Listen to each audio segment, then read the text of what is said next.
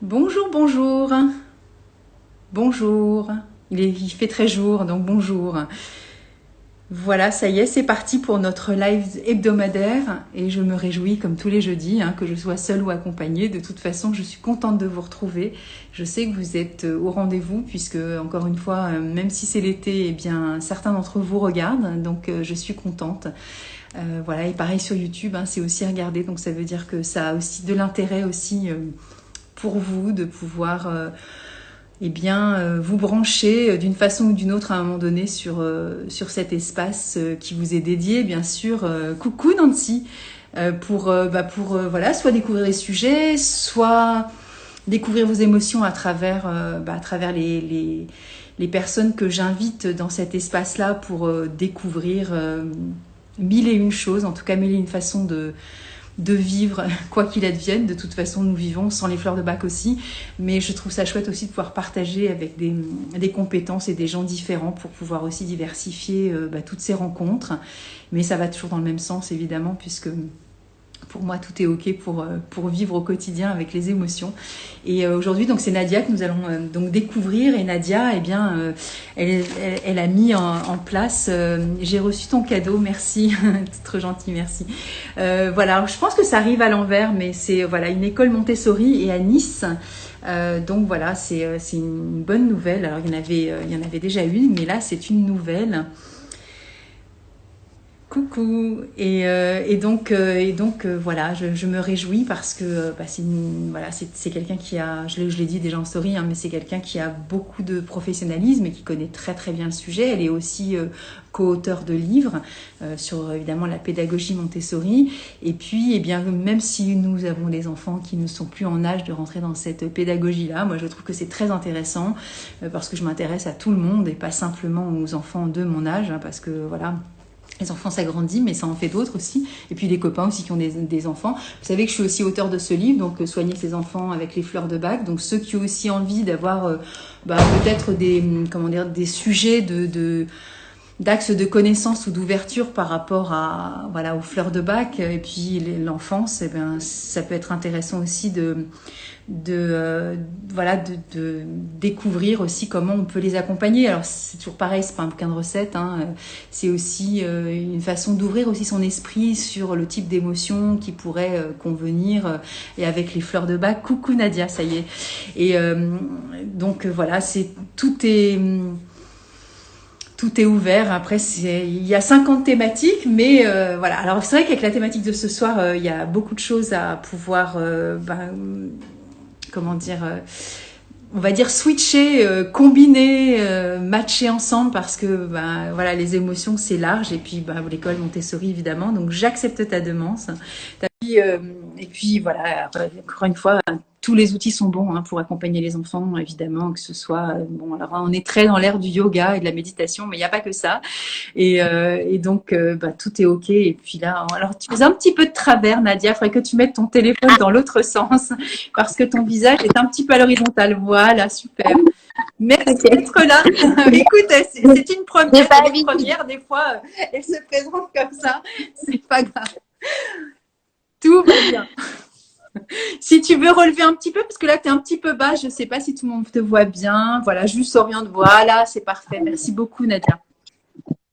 Voilà. Cool, moi c'est pareil, tu vois, je m'adapte à chaque fois à la personne qui arrive. Écoute, je te remercie infiniment d'être présente. Je sais que ton agenda et le temps est des fois tellement limité que c'est pas toujours simple non plus pour de dégager du temps. Et puis même si c'est l'été, on dira bon, on s'en fout, on est en vacances, mais non, tout le monde n'est pas en vacances.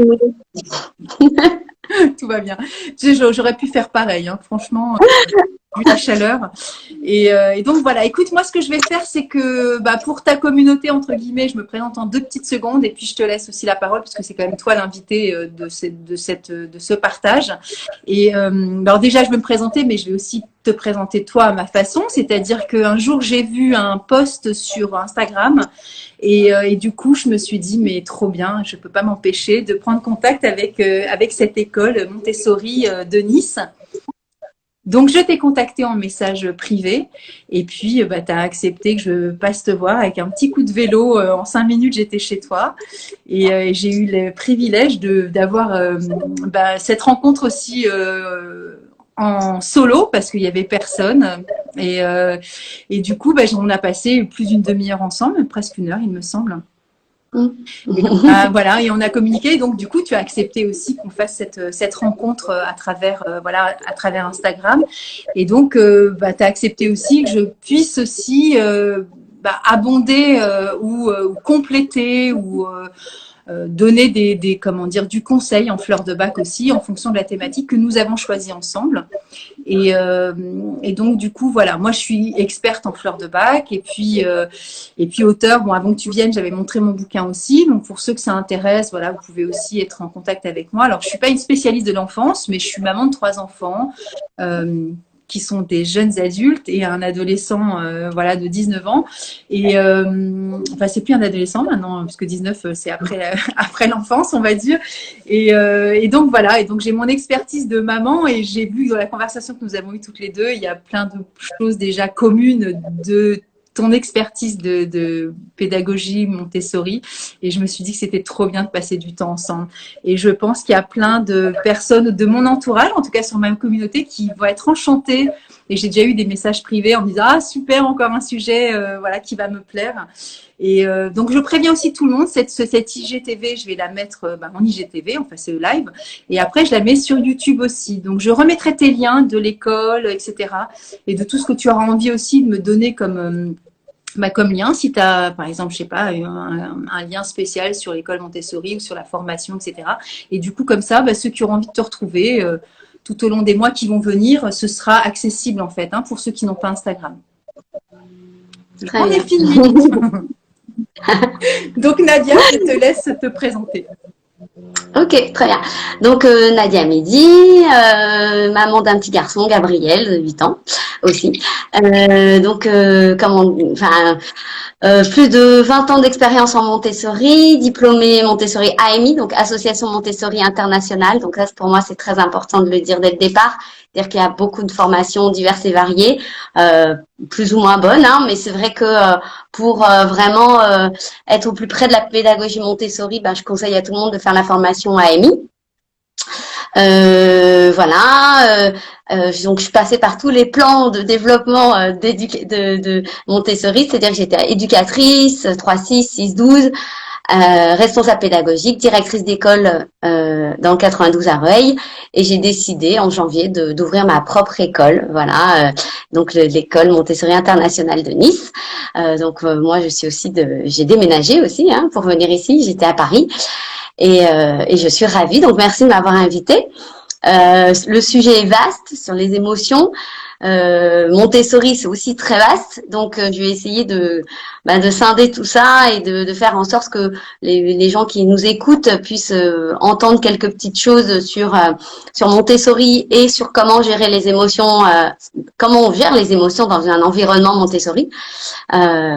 Donc je sais pas, je peux commencer si tu veux. Alors dis-moi juste parce que tu as donné des pistes d'investigation. Après, si vous avez des commentaires, surtout allez-y parce que c'est le moment de répondre pour Nadia. Et puis, alors tu as dit, tu conseilles à tout le monde d'avoir une formation AMI. Est-ce que tu peux juste, pas en 20 minutes, mais donner un tout petit peu de contexte de ce que tu veux dire parce que il y a peut-être plein de gens qui débarquent et qui savent pas du tout ce que c'est que ces 3 lettres de l'alphabet. Et non, mais tu vois. Et après, c'est vrai c'est pas qu'il faut, mais c'est entre guillemets. Tu vois, AMI, ça veut juste dire Association Montessori Internationale. Okay. Donc, c'est le diplôme qui a été créé par Maria Montessori. Et pour chaque tranche d'âge, donc plan de développement 0,3, 3,6, 6, 12, 18, il y a des formations spécifiques qui durent 1 an à peu près pour après travailler en école Montessori. Voilà. Et du coup, l'AMI, cette formation avec ces séquences de tranches d'âge, entre guillemets, elle est en Suisse, elle est où exactement? On peut se former il y en a en France, il y en a en France. Donc, c'est l'Institut supérieur Maria Montessori en France qui forme les éducateurs AMI. Il y en a une aussi à Archamps. pour le 6-12. Ensuite, ben, il y en a un peu partout dans le monde. Ok. Voilà. Et, Donc, est-ce qu'il faut un prérequis pour pouvoir accéder à ces formations ou pas du tout? ben, c'est suivant les personnes, mais quand même, on demande au moins un master. D'accord. Surtout pour les 6-12. Après, pour les 0-3 et 3-6, je ne sais pas si le master est obligatoire, mais voilà, il faut un niveau universitaire. Ok. C'est important de préciser parce qu'il y a plein de gens qui vont peut-être, même des ados, jeunes adultes qui vont écouter cette vidéo. Peut-être ça leur donnera aussi peut-être l'idée, tu vois, d'être dans ce type de métier. Moi, j'ai une amie, par exemple, elle est en auto-entrepreneur, mais elle est un peu comme une éducation, enfin, comment dire, un peu de conseil en orientation sur les jeunes adultes, tu vois, qui sortent des études. Et des fois, ce genre de métier, on n'a pas forcément accès. Et je trouve ça chouette aussi de pouvoir donner des intentions à tous ceux qui ont envie aussi, soit de se reconvertir ou de découvrir ce type d'emploi. Et enfin d'emploi, en tout cas, voilà, de passion aussi, hein, parce que c'est pas qu'un emploi, on est d'accord. Et puis j'ai été présentée en tant que co-auteur. Je sais pas si tu as des livres à proximité à montrer ou si tu as envie d'en parler aussi. Non, j'en ai pas sur moi là, mais c'est vrai que je suis co-auteur du livre Montessori pour les 6 à 12 ans avec Charlotte Poussin et Adrien Roche. Voilà. Mais pour parler de l'Institut supérieur Maria Montessori, donc qui est le centre de formation, il y a aussi des formations de week-end, d'initiation, des formations d'assistants 03, 36, 6, 12. Voilà. Et je conseille à tout le monde d'aller sur le site de l'Institut supérieur Maria Montessori et ils verront un petit peu plus toutes les formations qui sont faites. Et je fais partie du conseil d'administration de l'AMF, donc l'association Montessori de France, qui représente l'AMI en France. Donc voilà. Donc si les gens ont des questions, je serais ravie de leur répondre après le live sur Montessori en France, etc. Super. Donc parce que le sujet est vaste, c'est 1 heure, c'est pas. Non, c'est long, mais oui, mais en même temps, tu vois, les choses sont posées, on sait à qui on s'adresse, et si on a besoin, voilà, il y a aussi une vraie expertise, tu vois, parce que on peut aussi tomber. C'est comme pour les fleurs de bac, tu vois. Tu t'es formé en 4 heures à 60 € sur le week-end. C'est pas la même chose que si tu t'adresses à quelqu'un qui a plusieurs années d'expertise. Hein. Donc, c'est important aussi que tu te présentes profondément, d'autant plus que tu ouvres cette école. Donc, voilà, hein, c'est vraiment capital, quoi. Et surtout que, cette école a plusieurs objectifs. Hein. C'est l'école bien sûr Montessori avec la pédagogie Montessori, mais il y a aussi le fait d'avoir une vraie classe inclusive pour les enfants à besoins spécifiques. Et ce qui est aussi ma dernière formation, qui est Montessori thérapie, pour aider les enfants qui auraient des troubles 10 ou TSA ou des troubles du comportement. Donc voilà, c'est aussi quelque chose d'assez personnel, l'ouverture de cette école qui me tient à cœur parce que malgré l'adaptation de l'environnement Montessori, c'est encore compliqué d'accueillir des enfants à besoins spécifiques, même dans les classes Montessori.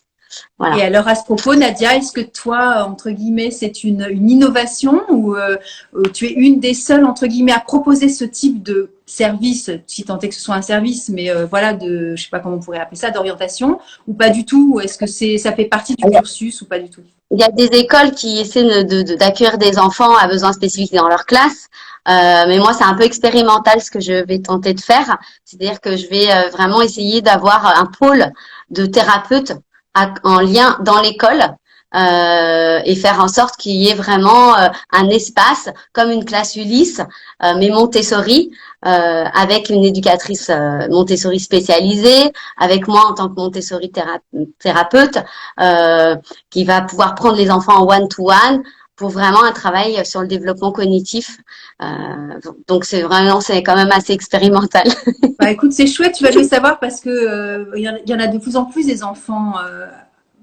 Voilà, donc il y aurait besoin, j'allais dire hypersensible parce que c'est un gros sac aussi, mais avec des troubles entre guillemets, diagnostiqués comme tels, comme tu viens de citer, voilà tout ce qui est 10 et compagnie, et on n'a pas toujours l'information sur comment on peut les soutenir et les accompagner et ne pas justement les inclure, mais plutôt les exclure. Donc c'est quand même chouette de savoir que ça existe aussi dans ton espace. Oui, on va essayer de faire au mieux. Écoute, écoute, hein, c'est voilà, une expérience, ça reste une expérience, comme tu dis, c'est expérimental, donc on en tire les conclusions après, mais au moins il faut se lancer pour pouvoir savoir que ça existe. Hein. Donc, la pédagogie Montessori au niveau des émotions. Après, je vais pas te couper parce qu'on va y aller, parce qu'on y est déjà dedans. Mais là, on parle des enfants et voilà, tu as sectionné les âges. Donc, c'est vrai, comme tu dis, on pourra pas tout dire de toute façon et on sera peut-être l'occasion aussi pour nous de refaire un deuxième live, hein, parce que pourquoi pas. Mais après, il faut pas non plus oublier que les parents, ils sont aussi à inclure dedans dans leur émotionnel. Hein. On est d'accord. Hein. Ah, c'est sûr. Ça, c'est sûr. Travailler d'abord sur soi avant de devoir travailler sur l'enfant. C'est vraiment plus une collaboration. Je dis toujours ça aux parents. C'est-à-dire que l'école, c'est une chose, mais il y a toujours le lien avec la maison et partager. C'est aussi ça, je trouve, le cadeau de Montessori, enfin, d'être dans une structure Montessori, c'est qu'on prend du temps et qu'on donne du temps au temps pour faire en sorte que les choses évoluent et pas seulement de notre côté à l'école. Vraiment, c'est de communiquer le plus possible avec les parents. Ouais. Donc voilà. Donc je vais essayer de faire du lien entre les émotions et puis Montessori, mais d'abord pour mettre un peu un cadre. Donc Montessori, elle a quand même développé, je vais assez vite, hein, mais elle a, enfin ce qui est important pour nous, c'est de connaître donc les plans de développement pour les enfants, c'est-à-dire que il y a les 0,3, 3,6, 6,12, 12,18 et 18,24. En fonction de ces plans de développement, il y a des caractéristiques. Et le but de la pédagogie Montessori, c'est de faire en sorte que cet être, ce nouveau-né, devienne un individu, un adulte indépendant. Donc indépendant du point de vue fonctionnel. Donc c'est ce qui va se travailler en 0,3. Donc aide-moi à faire par moi-même. Un individu qui sera indépendant intellectuel. Donc aide-moi à penser par moi-même, à prendre des propres décisions, à raisonner. Donc ça, c'est en 6-12. Aide-moi à être dans la société. Donc ça, c'est en 18-24. Et l'indépendant global, total, en 18-24. Donc en fonction de ces plans de développement, l'adulte, qui est très important dans un environnement Montessori. Donc l'environnement Montessori, c'est l'environnement préparé, donc au niveau matériel. Donc tout ce qu'on trouve dans un environnement matériel, donc le matériel Montessori, où on est formé à utiliser ce matériel. Donc l'adulte, donc le guide qui est lui-même formé, et le temps de travail. Donc en fonction de cet environnement, on va développer donc les buts qui sont donc développer l'être au niveau social, au niveau intellectuel et au niveau fonctionnel, donc moteur, donc psychomoteur. Donc en fonction des tranches d'âge, on aura toujours ces buts de développement et à la fois moteur, intellectuel et social. Donc en fonction des tranches d'âge, donc si je puis dire, les émotions sont liées à l'indépendance au social. C'est-à-dire que pour pouvoir s'inscrire socialement, il faut pouvoir gérer ses émotions et pouvoir les communiquer, ce qui n'est pas toujours simple, de communiquer sur ses émotions, sur ce qu'on ressent. Souvent, plus tard, adulte, on entend souvent tu, et j'ai une expression qui dit tu tues le tu. En fait, c'est plus nous ce qu'on ressent et comment on le ressent pour pouvoir communiquer avec une communication bienveillante. Donc il y a la CNV, souvent on dit la communication non violente. Je pense que c'est totalement cette communication non violente fait partie de Montessori. C'est-à-dire que le fait de respecter l'enfant dans ce qu'il est, dans ses émotions, c'est aussi l'amener à lui-même réfléchir sur ses émotions. Donc bien sûr, en fonction de la tranche d'âge, on va pas travailler de la même façon. Donc chez les tout petits, déjà, il va falloir leur apprendre à gérer leur frustration parce qu'ils sont tout petits, c'est eux, mais pour qu'ils puissent rentrer socialement avec les autres, souvent on me dit mais ils n'ont pas de travail de groupe. Si, on fait des petites activités de groupe, mais c'est souvent des activités individuelles en 0,6. Pourquoi? Parce que l'enfant a besoin de se reconnaître individuellement, d'être sécurisé individuellement pour aller vers les autres et pas l'inverse. Donc c'est pour ça que c'est des activités qu'on va montrer individuellement pour que l'enfant puisse dire se dire, OK, j'ai confiance en l'adulte qui est ici, il va me montrer ce dont j'ai besoin, parce que l'adulte a observé les besoins de l'enfant. Et par ce cheminement, il va pouvoir aller pas à pas vers les autres. Même s'il y a des petites activités de groupe où là, on va chanter, on va raconter une histoire, etc. La plupart du temps est quand même individuel. Donc, cette reconnaissance individuelle est très importante pour aller vers les autres. Et du coup, excuse-moi de te couper, Nadia, dans ce que tu expliques là, c'est quelle tranche d'âge? C'est les 0,6. Les 0,6. Okay. C'est très important. Et ces 0,6, aussi comment ils vont construire ce lien aux autres au niveau social, c'est par le matériel. C'est-à-dire que l'enfant, le matériel est individuel et il y a un seul matériel sur les étagères où l'enfant va devoir prendre et chercher son matériel qu'on lui a montré au préalable. Mais parfois, il a envie de prendre le même matériel que le copain. Donc là, c'est là où je m'énerve, je crie ou voilà. Parce qu'on n'est plus tout seul comme à la maison où là on doit prendre en considération les autres. Donc là, je suis en colère, j'ai envie de taper, souvent quand ils n'ont pas le langage, ça passe par les mains, ça passe. Donc c'est là où le lien je me sens pas bien, je suis pas content. On va mettre des mots sur les émotions. Donc je comprends. Tu n'es pas content, tu veux faire ce matériel, mais viens, je vais te montrer autre chose. Donc, on va dévier pour que l'enfant, pas à pas, gère cette frustration, apprenne à la gérer en déviant, en faisant autre chose. Dire ça, oui, tu peux. Ça, non, tu ne peux pas. Donc, mettre des limites. C'est pour ça que c'est très important.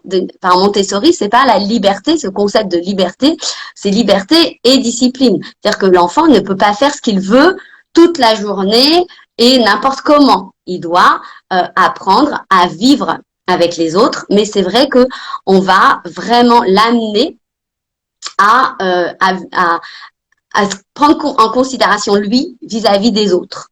Voilà. Donc on peut aussi faire des petites activités de jeu avec des images. On va avoir comme on a beaucoup de nomenclature en 3-6 surtout, où on va avoir des images sur les émotions, où on voit la personne qui est triste, la personne qui est en colère, la personne qui est inquiète, qui a peur. Et donc, on va pas à pas travailler les émotions aussi grâce aux images. Oui, parce que là, il y a cette notion aussi de les comprendre, mais aussi de les accueillir. Enfin, de les accueillir déjà quand on s'énerve. Mais après, quand tu dis que le jouet m'est pas destiné, je veux celui du voisin, des fois, c'est déjà comme ça au sein de la famille. Hein. Donc, c'est déjà un conflit que les parents, des fois, n'arrivent pas à gérer. Et du coup, ils font le relais en disant, bon, allez, école Montessori, Nadia, tu t'en occupes. Hein, moi, je sais tout gérer. Et du coup, après que l'enfant puisse aussi, bien sûr, identifier lui-même qu'il est dans cet état-là, c'est quand même vachement chouette d'avoir ces outils pédagogiques. Et puis après, pouvoir nommer, alors bien sûr, entre 0 et 6 ans, on n'a pas toujours la parole, mais voilà, il y a des outils qui sont à destination pour la compréhension, en tout cas émotionnelle, de ce que chacun ressent, en fait. Hein. Est-ce que, une question, Nadia, est-ce que quand l'enfant reconnaît qu'il est, peut-être que je suis complètement hors les clous, mais ça me vient à l'esprit, est-ce que quand l'enfant reconnaît qu'il est lui-même dans une émotion et qu'il va chercher l'outil qui correspond à ça, est-ce que le pédagogue a le droit aussi d'exprimer, de dire moi aussi je suis dans l'impatience, ou tu vois aujourd'hui je suis de telle humeur, etc. avec toi, ou de moi-même, ou est-ce qu'il n'y a pas de posture, enfin c'est comme si c'était un peu moi aussi j'ai des émotions, et est-ce que c'est autorisé à exprimer ou pas du tout du tout? Il n'y a pas de règle, hein, je pense. Okay. Hein. Je pense que c'est vraiment en fonction de la personne. Okay. Moi, je l'ai toujours dit, surtout chez les grands. C'est-à-dire qu'il y a des fois où j'arrivais, parce que forcément, en 6-12, c'est plus simple. Ils communiquent différemment. On est aussi beaucoup dans l'humour. Mais par exemple, moi, il m'est déjà arrivé chez des grands, les 6-12 arrivant en disant, oh, les enfants, alors là, je suis épuisée aujourd'hui. Donc, et là, j'ai des grands qui disent, ah là, elle est déjà speed. Mais alors là, merci. Bah ouais, mais ça va avoir une énergie différente, et c'était très drôle. C'est important, tu vois, Nadia, parce que voilà, encore une fois, j'ai pas eu cet enseignement de la pédagogie Montessori, mais je trouve que c'est juste que quand on accueille un enfant, j'ai toujours fait ça naturellement, de me mettre à sa hauteur de taille, hein, parce que forcément quand tu fais 1m60 ou 1m70 et que l'enfant te regarde comme ça, c'est plus compliqué. Donc moi, je me suis toujours mis pas à quatre pattes, mais je veux dire, bon, voilà, deux yeux à yeux, hein, et pas deux yeux à yeux. Et plutôt comme ça. Mais pour le coup, émotionnellement, je trouve ça juste de dire, écoute, moi aujourd'hui, je suis super cool. Ou au contraire, j'ai eu du mal à me garer, je suis super énervée. Mais au moins, ça clarifie. Ça, c'est vrai que c'est des petits jeux qu'on va faire plus facilement avec les 6-12. La météo, sa météo intérieure.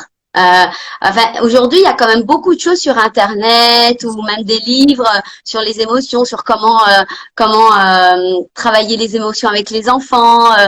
Toute l'année dernière, quand j'étais responsable pédagogique, j'animais des ateliers comme ça qui duraient une demi-heure, trois quarts d'heure avec les grands, avec les 6-12. Alors les plus jeunes, c'était plus, comme je t'expliquais, des images, des émoticônes où on pouvait colorier, où on pouvait travailler sur aussi la communication. Comment dire les choses, un peu des jeux de rôle. Alors en Montessori, ça s'appelle les scénettes. Donc il y a beaucoup de scénettes qui sont ce qu'on a en 3-6 ans qui s'appelle grâce et courtoisie. Donc comment on déplace une chaise, alors c'est pas sur les émotions, mais sur le vivre ensemble. C'est très important le vivre ensemble parce que forcément, si on vit bien ensemble et qu'on se respecte, il y aura moins d'émotions, d'énervement, d'agacement, de colère, etc. Donc voilà. Donc le vivre ensemble, en Montessori, se vit beaucoup. Le fait de liberté, responsabilité chez les 6-12. Donc on peut mettre en place des petits ateliers comme ça, un cœur ouvert, où on va vraiment exprimer nos modes de communication, comment on peut aussi avoir ce que j'avais dans une de mes classes, une table de paix où quand il y a un conflit, on essaie de s'installer et il y a un conflit entre deux enfants, il y a toujours un médiateur et puis on peut avoir un petit livre où il y a des phrases clés. Voilà, moi aujourd'hui, tu m'as dit ça, voilà ce que j'ai senti. Et tu aurais pu dire ça comme ça, et puis l'autre personne qui dit ah mais moi tu as dit ça, c'est pour ça que j'ai dit ça, et le médiateur, le troisième, est là pour un peu aider dans cette communication bienveillante et va faire en sorte que le conflit va s'apaiser. On devrait t'appeler quand on a des problèmes de couple, hein, c'est ça en fait. Oui, mais bon, non mais après, est-ce qu'il y a des bâtons de parole aussi ou pas? J'imagine que oui. Alors ça, c'est plus quand on est en grand groupe. Pareil, c'est les 6-12, où quand on a des choses à dire. Alors ça peut être un bâton de parole, ça peut être on lève la main, ça peut être mais c'est vrai que ces moments de collectif, surtout chez les plus grands, c'est vraiment très très important dans la phase liberté, comme je disais, liberté, responsabilité en 6-12. Qui vraiment, là, on s'inscrit socialement. C'est-à-dire que toute l'expérience de la vie sociale va se faire dans la classe 6-12 pour justement faire des êtres indépendants socialement qui puissent communiquer d'une manière bienveillante et qui puissent exprimer ce qu'ils ressentent, comment ils le ressentent, plutôt que d'être dans le fait en introspection et pas communiquer, essayer plus de se dire pour résoudre des conflits, pour résoudre ou même par rapport à ce qu'on ressent sur d'autres choses, pas forcément sur juste des choses négatives, mais aussi positives, pouvoir les exprimer, parce que après l'adolescence arrive, on sait très bien, garçon, fille, comment on va pouvoir échanger là-dessus, sur la sexualité, sur plein de thèmes qui fait qu'on peut être à l'aise et plus à l'aise si on a des outils pour communiquer. Et les scénettes, elles aident aussi pour ça, pour pouvoir se mettre dans des jeux de rôle et des situations aussi qui nous permettent aussi de faire un peu de distance, j'imagine. Mais évidemment, ça doit favoriser la confiance en soi, la gestion aussi des peurs, quelles qu'elles soient, la timidité, j'imagine aussi. Et puis, peut-être aussi tout ce qui est bouderie ou colère ou jalousie, entre autres. Hein. Mais c'est sûr que ça prépare bien sûr le monde du jeune adulte aussi qui est en devenir, quoi. Et le fait de reconnaître ses émotions, ça aide aussi à développer l'empathie. C'est-à-dire que c'est pas que ses émotions qu'il faut reconnaître, c'est l'émotion de l'autre. Et c'est ça qui est difficile pour les enfants qui sont TSA, par exemple, qui n'ont pas cette définition de code social. Et alors que voilà, ce qui est très important, c'est de dire ok, moi j'ai ressenti ça, mais regarde. Et ça, tout petit, on peut le faire quand même, de dire bah tu lui as dit ça ou tu lui as pris son jouet, ah bah regarde son visage, regarde comment il est, regarde comment. Et pour que qu'on puisse développer voilà ce sentiment de d'appartenance et de dire que quand on a fait des choses, on ne le fait pas juste pour nous. Il y a des conséquences sur les autres. Il y a des conséquences aussi sur les plantes, sur les animaux, en fonction de ce qu'on fait. Et c'est pour ça qu'en 6-12, c'est très important que ce qu'on appelle l'éducation cosmique, que l'enfant comprenne pourquoi les choses existent, les relations entre les choses et leur rôle, le rôle de l'être humain, de continuer le développement tout en étant et l'évolution, tout en étant conscient de tout ce qui nous entoure. Et c'est vrai que cette empathie, il y a beaucoup de livres actuellement qui disent que ça en fait, l'empathie se cultive. Ça s'appelle l'intelligence émotionnelle. Exactement, c'est pas inné. Et plus tôt on peut travailler là-dessus, et mieux c'est. En fait, tu sais, moi, dans mon bouquin, je sais plus où je l'ai mis, mais enfin, j'en ai fait mention de ces neurones miroirs. Hein. Il y a des observations qui ont été faites dans les années 60 où on voyait des enfants regarder les comportements et le faciès de la maman. Et le visage, tu vois, soit qui est triste et l'enfant, les neurones miroirs, tu sais, on se calibre émotionnellement aussi sur l'autre. Et nous, on fait ça. Alors, c'est ce qui s'appelle aussi des fois de l'empathie.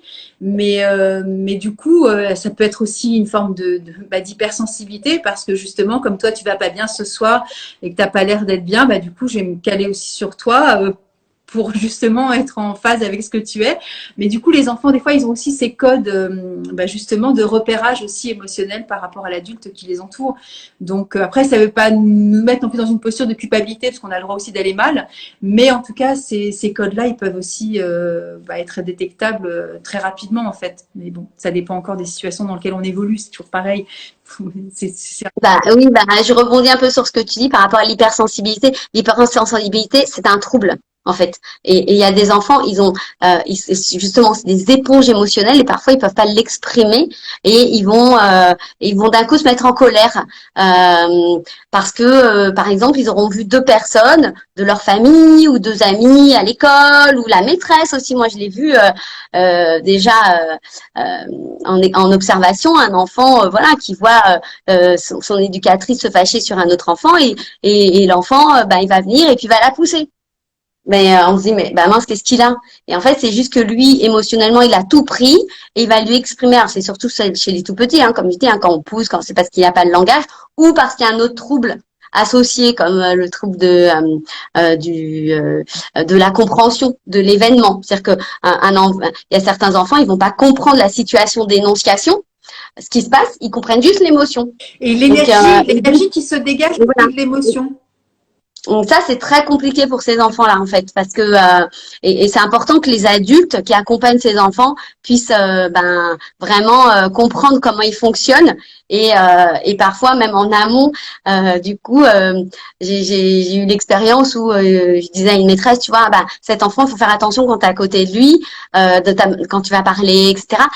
Et parfois, du coup, elle avait peut-être envie de se mettre un peu, elle s'énervait auprès d'un autre enfant et du coup, elle s'arrêtait et elle allait voir l'autre enfant et disait, c'est pas contre toi.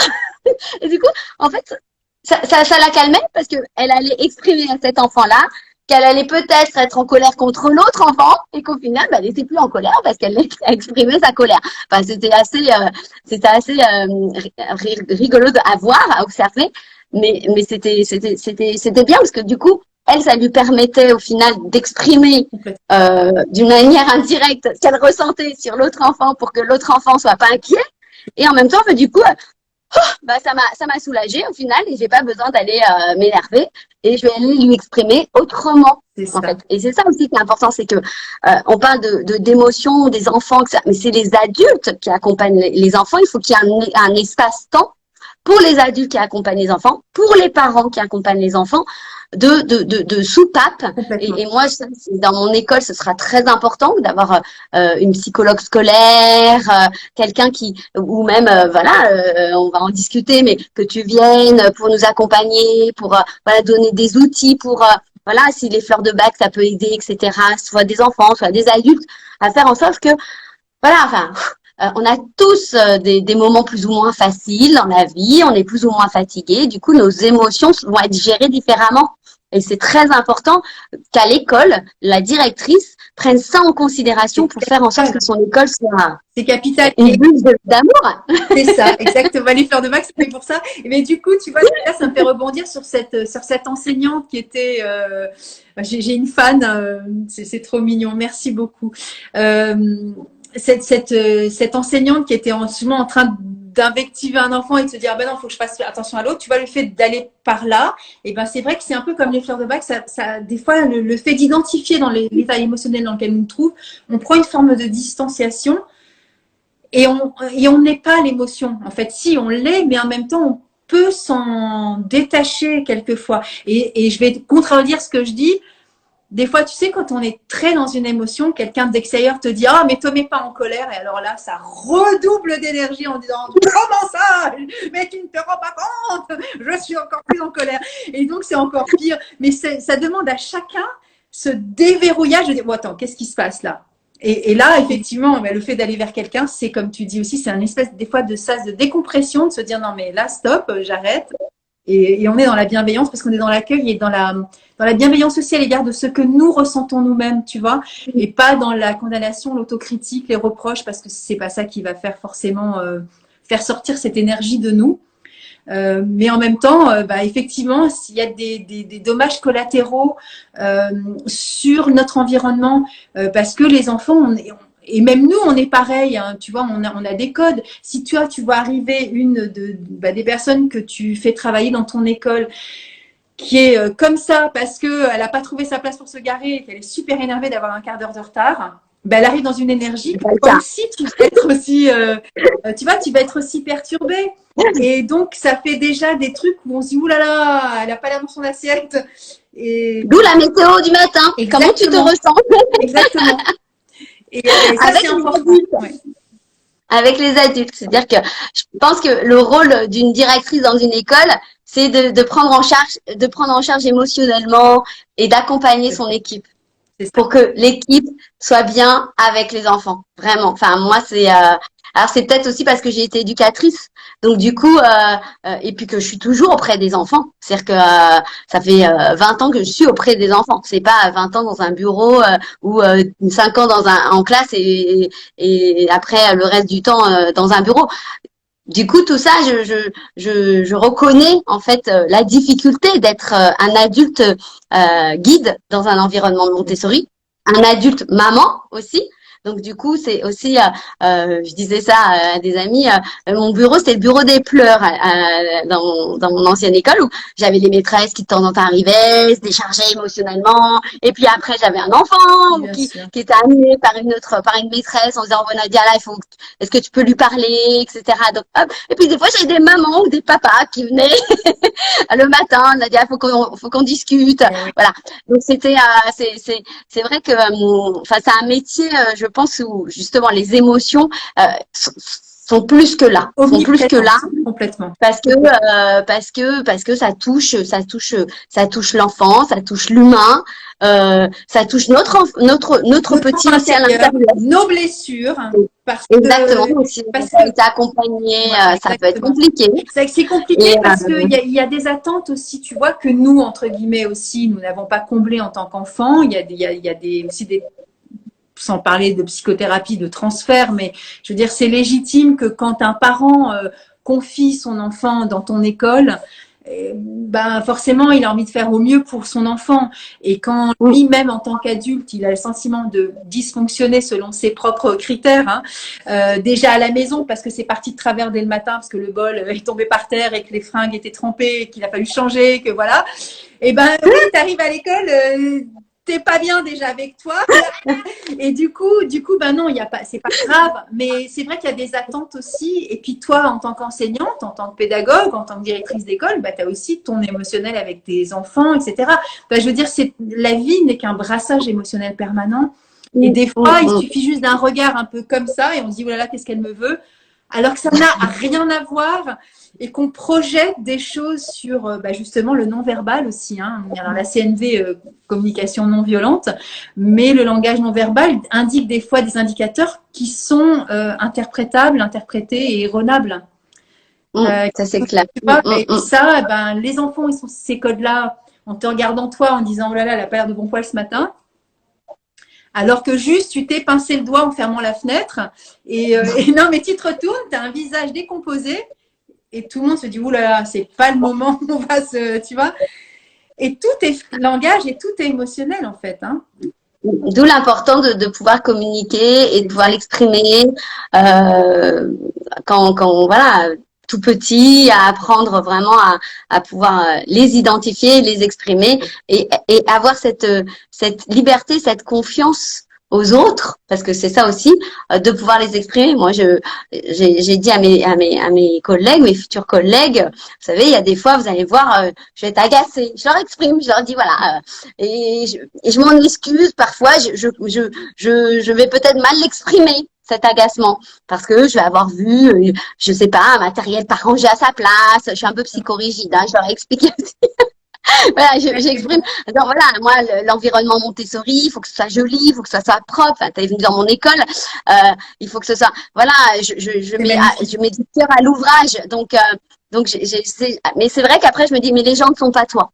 Donc, les gens avec qui tu travailles ne peuvent pas être comme toi. Il faut l'accepter. Il faut pouvoir lâcher prise. Mais parfois, c'est vrai que voilà, on est des êtres humains et c'est important de pouvoir exprimer ce qu'on ressent, comment on le ressent, et surtout, j'ai vraiment appris une chose, c'est que et je pense que c'est très important d'apprendre ça aux enfants très jeunes, c'est que, enfin surtout enfin entre 6 et 12 ans, c'est de leur expliquer que en fait, on peut tout dire.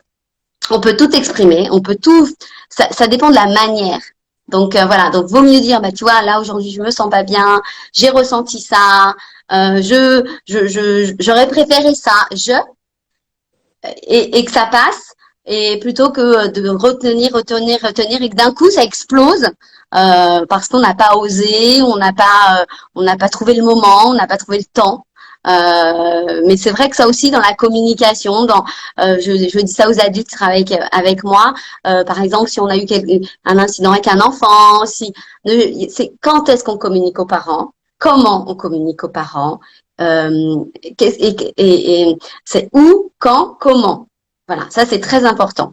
C'est où, quand, comment, parce que voilà, on peut pas dire tout et n'importe quoi à un parent qui va arriver à 4h30 ou le matin quand il dépose son enfant, ou parce que voilà, le parent aussi arrive avec ses émotions, arrive avec et que c'est important. On est là pour accompagner le travail de l'enfant. On est là pour être en collaboration et que des fois il faut prendre du temps plutôt que de dire les choses rapidement. Et ça, pour toutes les personnes qui travaillent dans une école.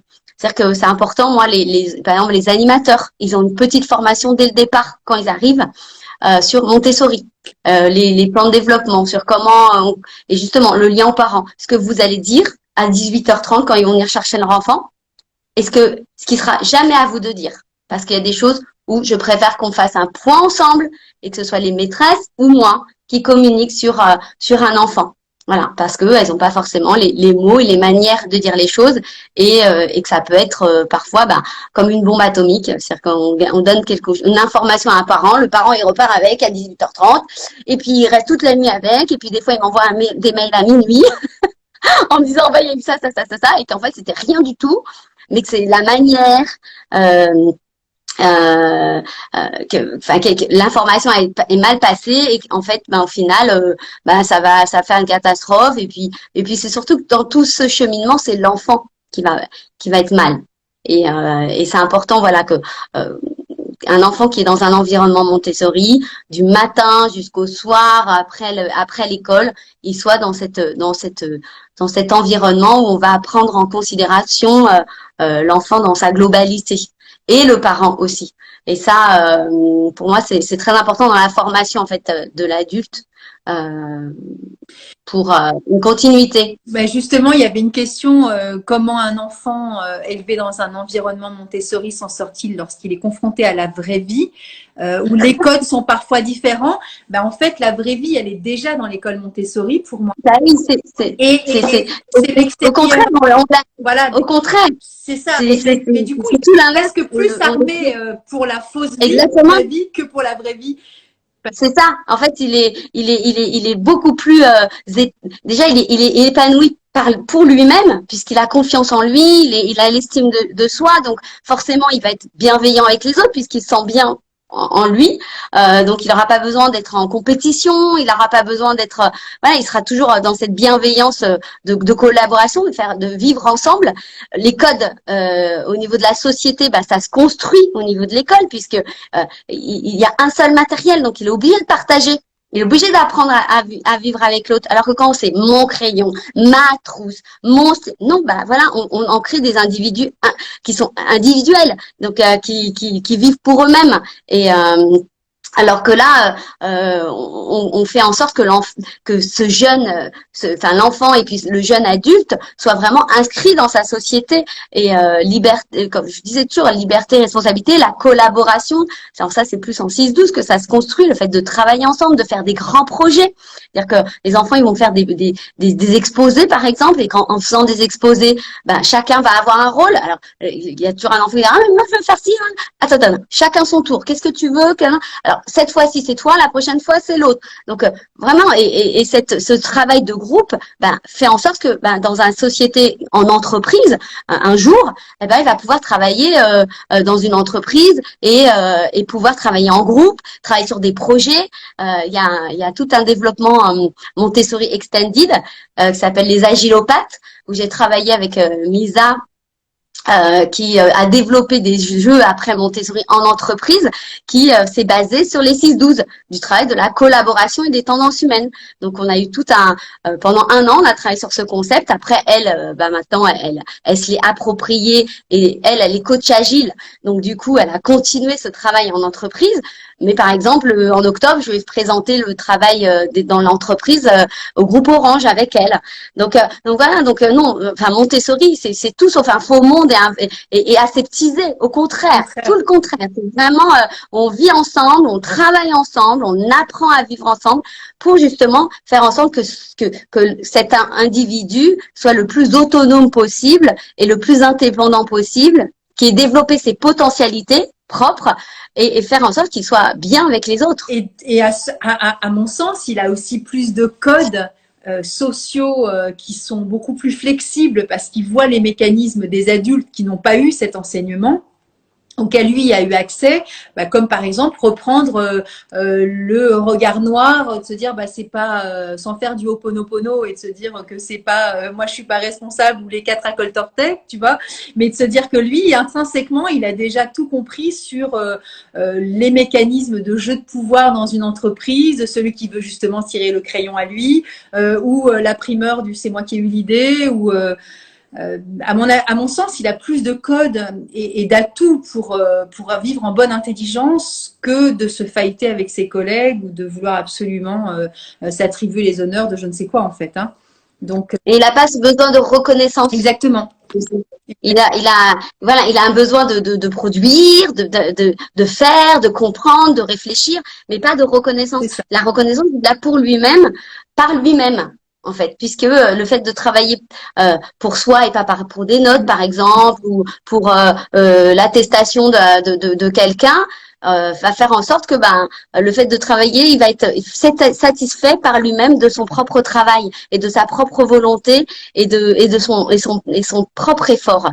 Et ça, c'est très très important de dire peu importe que ce soit X ou Y, moi je sais ce que je vaux et je vais faire en sorte que j'aille au bout du projet. Et même si ça j'ai un exemple d'un enfant qui a été au collège, donc pas du tout Montessori, qui avait eu tout un cycle et il était revenu me voir, etc. Et je dis alors la sixième, et il me dit ah, mais Nadia c'est super et tout. Bon, je m'ennuie un peu, mais sinon bah c'est super parce que je peux aider mes camarades. Puis quand ils se disputent, bah j'essaie de les aider, de leur dire mais non, mais pourquoi tu lui dis ça? Regarde ce que tu lui as dit. Donc il était lui-même après médiateur de paix. Et ça, je trouvais ça très très beau. Mais si c'est le plus, enfin, pour moi, c'était le plus beau cadeau en fait. Bien sûr, c'était un enfant brillant qui avait des facilités, donc du coup, bah oui, il s'ennuyait un peu en sixième. Mais ce que je disais à sa mère, bah c'est pas grave, au moins faites plein d'activités, théâtre, danse, sport, foot, faites parce que c'est le plus important en fait en 12-18. Hein, c'est surtout l'aspect intellectuel est moins important pour eux. Ils sont moins passionnés par les apprentissages. Ils sont passionnés par les apprentissages et à comprendre le monde, surtout entre 6 et 12 ans.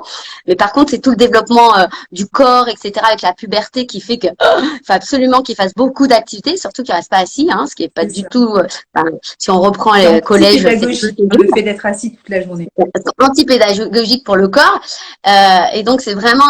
Je disais ça, je dis bah voilà, comme il a des facilités à sa maman, ben allez-y, faites plein d'activités pour lui. Mais je trouvais ça très beau de me dire que au final, toutes les règles de sociales qui s'étaient inscrites pas à pas dans l'expérimentation, dans le dialogue, dans voilà tout ce que j'ai dit auparavant, c'est là le fait de faire la collaboration, le fait de discuter sur ses émotions, le fait de voilà donc c'est ce laboratoire social parce que c'est tout, c'est vraiment le laboratoire social. Ben là c'était lui qui maintenant était porteur de cette bienveillance qu'il avait eue, tous ces échanges, et que lui-même était porteur de paix. Et ce qui est quand même vraiment le but de la pédagogie Montessori. Il y a un livre qui s'appelle L'éducation et la paix. Voilà, Montessori, tout le processus de liberté et d'accompagnement de l'enfant dans ses potentialités, dans ce qu'il est, etc. Fait qu'en fait, que ce soit un individu qui est vraiment socialement inscrit dans l'humanité et aussi au niveau des plantes, des animaux, et qui va faire qu'il soit porteur de paix. Et voilà, donc c'est par la graine qu'on va faire que ce monde soit plus paisible. Voilà. C'est ça en tout cas, Nadia, et tu œuvres pour ça, et moi à ma façon aussi. Et du coup, question. Rien à voir, mais quand même, ça me vient à l'esprit. Ça fait 2 fois que ça me vient dans le cerveau, donc je vais la dire. Rudolf Steiner et Maria Montessori se sont rencontrés. Ils ont été amants ou comment ça se passe? Je ne sais pas. Parce qu'ils ont tellement de points communs aussi, tu vois. Que non, pas du tout. Pas la même époque, je sais pas. Dis-moi. Non, en plus, Steiner et Montessori, c'est quand même. En fait, la grande différence, souvent on me dit mais Montessori de Crowley, Steiner, Freinet. En fait, la grande différence, c'est que Maria Montessori est quand même un médecin qui a développé son matériel par rapport à l'expérimentation et vraiment l'observation de l'enfant. C'est-à-dire que qui est capital parce qu'en fait ça traverse c'est intemporel en fait le matériel Montessori. Moi ça fait 20 ans et quand je vois des enfants, je me dis c'est quand même incroyable. Elle a tellement étudié l'enfant, elle l'a tellement observé que ça c'est toujours d'actualité. C'est-à-dire que quand on voit que l'enfant au niveau de sa main, quand il est tout petit, il a l'appréhension comme ça, et que par les activités de vie pratique, pas à pas, il va muscler sa main, ses doigts, sa main, son poignet, son bras, et que ces activités sont essentielles et que l'enfant, mais tu le vois le faire et refaire et refaire. Tu dis, ok, elle a tout compris de l'enfant. Quand on voit en 6-12 comment le matériel de construction de l'intelligence avec toutes les étapes pour aller à l'abstraction sont tellement scindés pour qu'il y ait étape par étape pour que l'enfant par lui-même à un moment donné, en faisant et en manipulant, il se dise ah bah oui, quand je multiplie par exemple pour la multiplication des unités par des dizaines, ça me donne des dizaines, quand je multiplie des dizaines par des dizaines, ça donne des centaines, mais sans qu'il l'ait appris par cœur, parce qu'il l'a manipulé à travers 5 matériels de multiplication pour arriver à l'abstraction, pour que l'enfant puisse faire sa multiplication sur papier, mais que ça vient de lui et pas parce que je lui ai donné une technique. Je me dis non mais allez, c'est incroyable. Enfin, encore aujourd'hui, je suis juste,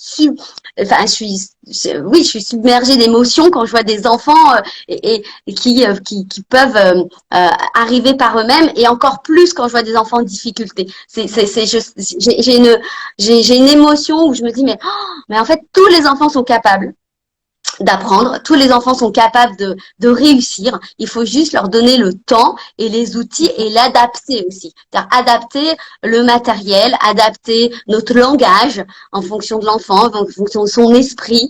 Voilà, il faut. En fait, Montessori nous donne un cadre très très strict au niveau du matériel, mais elle nous interdit rien. Et ça, c'est très important de comprendre que le but d'un éducateur Montessori, c'est de se former, c'est de connecter parfaitement son matériel, les étapes pour amener à l'abstraction et à l'accompagnement de l'enfant, mais surtout penser. Ne pas s'arrêter de penser et s'adapter à chacun et réadapter le matériel en fonction des besoins de l'enfant. Et jamais se dire, ah ben, c'est comme ça, en formation, on m'a montré les barres rouges de 1 à 10, eh ben, je vais montrer de 1 à 10. Non, si un enfant, il a plus de difficultés de concentration, si un enfant, il a, au niveau de l'abstraction, c'est un peu plus compliqué, on va devoir s'adapter et adapter notre langage pour l'amener à comprendre et à faire par lui-même et à être par lui-même. Ça demande beaucoup d'agilité, de créativité aussi, donc de liberté. Exactement. Et ça, c'est vrai que la base, c'est quand même la formation. Il faut vraiment être bien formé. Il faut bien connaître son matériel. Souvent, on me dit, mais comment tu fais pour être éducatrice spécialisée, entre guillemets, Montessori? Je dis, bah, déjà, il faut beaucoup d'expérience en Montessori avec le matériel. Et puis après, voilà, c'est de la formation en parallèle, sur ABA Montessori, par exemple, sur la dyslexie, dysphasie. Voilà. Continuer à se former, mais surtout ne jamais s'interdire de penser et d'utiliser le matériel autrement si un enfant en a besoin, et réfléchir. Toujours se dire, ben voilà, un enfant qui a des problèmes de praxie, par exemple, il y a la tour rose qui, quand on la monte, à un moment donné, elle peut tomber parce que c'est sa main qui va dévier son action. Et c'est triste parce que l'enfant il est très concentré, il a envie de monter sa tour rose, et au final c'est sa dextérité va faire en sorte que sa tour va tomber. Alors on peut se dire si je mettais des aimants entre chaque cube, peut-être que ce serait plus facile pour que la tour fonctionne. Vous voyez, donc, mais ça c'est très important dans la discussion avec sa direction, voilà, pourquoi pas avoir un matériel spécifique. Alors oui, ça coûte de l'argent. C'est vrai, parce que déjà une tour rose toute seule, ça coûte de l'argent. Alors avoir une autre type de tour rose pour des enfants qui auraient des difficultés, ça. Mais voilà, mais moi ça c'est mon.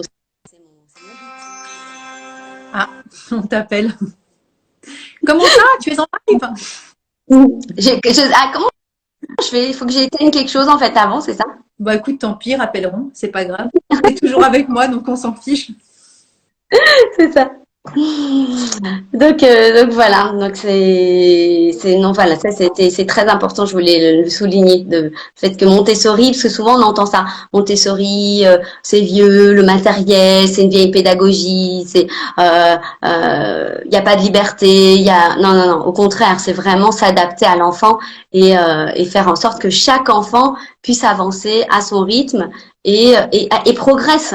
Peu importe le temps qu'il va falloir à l'enfant pour progresser, chaque enfant a des potentialités et il faut les trouver, et il faut travailler avec. C'est-à-dire qu'un enfant qui aurait des troubles divers et variés et qui va être passionné, je sais pas, d'avion ou de moyens de transport, on va essayer de travailler des thèmes de langage, des thèmes en mathématiques autour des moyens de transport. Et oui, mais parce que tu vois, ça me fait rebondir sur mon expérience personnelle en tant que maman.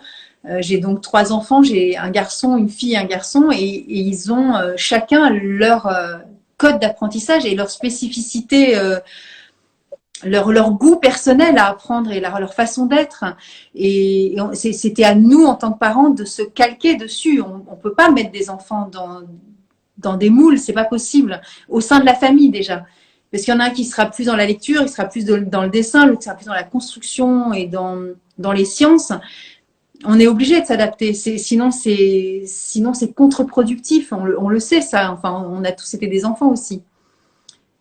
Oui, et puis ce qui est important aussi, c'est de se dire que plus il y a de liberté, bon, comme je dis toujours, hein, liberté avec un cadre, et plus tôt on peut se reconnaître et reconnaître nos besoins et reconnaître nos passions, etc. Euh, Souvent, c'est pour ça que je dis 18-24, l'indépendance totale, c'est dire ben, savoir vraiment ce que j'ai envie de faire, qui je suis, mon lien cosmique avec les autres éléments, etc.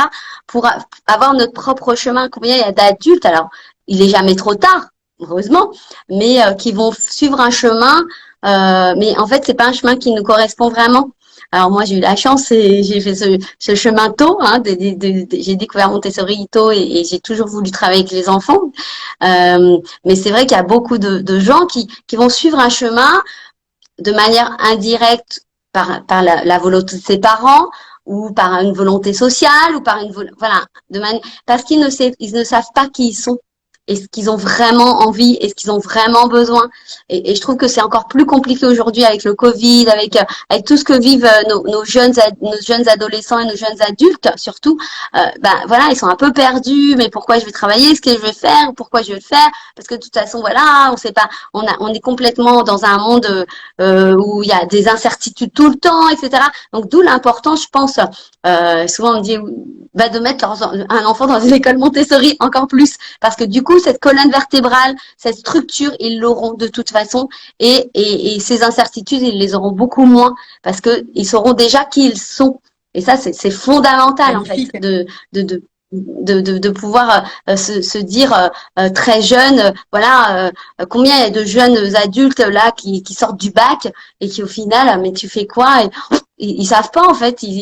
Là, j'ai eu le fils de mon conjoint, j'ai eu ma filleule, ma nièce, et mais ils sont tous dans une incertitude mais totale quoi. Et c'est dur parce que ils vont suivre des voies et au final, ils savent pas pourquoi. Ils savent pas pourquoi ils font ça. Ils savent pas le but des études qui vont commencer à l'université. Voilà, ils vont patauger, voilà. Mais après, est-ce que au final, ils vont réussir à vraiment nager? On ne sait pas. Bah, c'est-à-dire qu'après, ça fait effectivement des adultes souvent frustrés et qui vont pas s'épanouir parce que après, on sait que encore une fois, on passe quand même beaucoup de temps dans nos métiers pour essayer de s'épanouir autant que faire se peut, mais il y en a qui arriveront jamais parce qu'ils sont pas du tout à leur place en fait. Et après, ça crée aussi des pathologies. Hein. C'est pour ça que les émotions, c'est aussi important de les prendre en considération parce que quand on n'est pas bien dans ses pompes, on n'est pas bien non plus dans ses choix de vie aussi. Hein.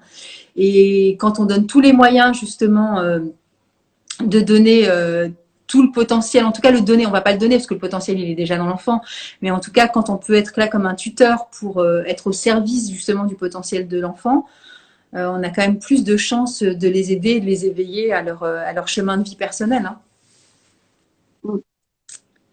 Oui, non, c'est vrai que dans les écoles Montessori, après ça dépend vraiment des écoles, mais je pense que cet aspect-là, déjà le fait de prendre en considération l'enfant dans sa globalité, d'accueillir les émotions, de pouvoir en parler, de pouvoir échanger, de pouvoir mettre des mots sur des mots aussi, et d'être dans cette communication avec les parents, l'accompagnement global, faire des ateliers sur la gestion des émotions, sur comment exprimer ses émotions. Pour moi, c'est fondamental. Mais je sais qu'aussi au niveau de l'éducation nationale, il y a maintenant quand même un petit chapitre, un petit sur justement la gestion des émotions et comment communiquer sur ses émotions. Maintenant, c'est vrai que ça prend pas beaucoup de place, alors que après c'est un choix. C'est un choix, mais c'est vrai que dans l'école où j'étais à Puteaux, à Beautiful Mind, la directrice avait fait le choix de mettre en pratique des ateliers et je trouvais ça très intéressant. Et enfin, dans mon école, ce sera aussi le cas, le fait d'institutionnaliser. C'est-à-dire que si on laisse parfois trop de liberté aussi aux adultes de faire ou de pas faire. Ben parfois, surtout sur ces sujets-là, au final, c'est un peu vaste. Eh ben, il faut les accompagner. Il faut que la direction accompagne les adultes à mettre en place des ateliers et d'institutionnaliser avec des créneaux pour ça. Vraiment. Alors, ça, c'est pas obligé que ce soit, comme je disais, d'une heure. Ça peut être des créneaux d'une demi-heure, mais que ce soit institutionnalisé en petits groupes où il y ait vraiment un temps de parole consacré à ça, parce que voilà, on arrive tous avec toutes des émotions diverses et variées, et c'est important que, surtout en 6-12, je pense, puisque comme je te disais, 6-12, c'est vraiment la construction et l'expérimentation sociale, qui est ce temps où les enfants puissent communiquer et exprimer ce qu'ils ont ressenti et comment, et parce qu'il y a beaucoup de choses aussi en 6-12 qui se font de manière indirecte, par exemple la manipulation. Il y a beaucoup de, comme c'est un lien, c'est très important, l'instinct grégaire, comme on dit, ils vont être, il y a beaucoup de jeux de manipulation affective où si tu fais pas ça, t'es plus ma copine, si tu fais pas ça, t'es plus mon copain, je jouerai pas avec toi au foot. Il y a vraiment beaucoup de choses comme ça qui se jouent en 6-12, et ce temps institutionnalisé de communication sert à ça, de faire prendre conscience aux enfants que il y a des choses, c'est interdit en fait, au final de faire ça. Et comment on peut faire pour et surtout, même si c'est interdit, au final c'est la personne peut le faire. Toi, comment tu peux argumenter sur le fait de dire, ok, moi, ça c'est pas être mon ami, qu'est-ce que c'est être un ami, par exemple. J'avais eu tout un travail là-dessus où les enfants devaient donner devaient écrire, ou pour ceux qui avaient du mal à écrire, j'étais avec eux sur voilà, qu'est-ce que c'est pour toi être un ami.